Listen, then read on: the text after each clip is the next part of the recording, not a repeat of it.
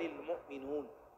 আল্লাহ তাআলা বলেন, হে নবী আপনি বলে দেন, ও দুনিয়াবাসী শোনো, কোন মুসিবত কোনো কিছুই আমাদের উপরে আসবে না নিজের থেকে, আসবে তাই, আপদ হোক মুসিবত হোক তাই আসবে যা আল্লাহ তাআলা আমাদের জন্য লিখে রেখেছে।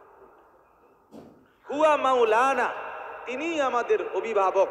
ওয়া আলাল্লাহি ফালিয়াতাওয়াক্কালিল মুমিনুন। আল্লাহ বলেন, অতএব প্রত্যেক মুমিনের উচিত আল্লাহর উপরেই তাওয়াক্কুল, ভরসা করা। কার উপরে?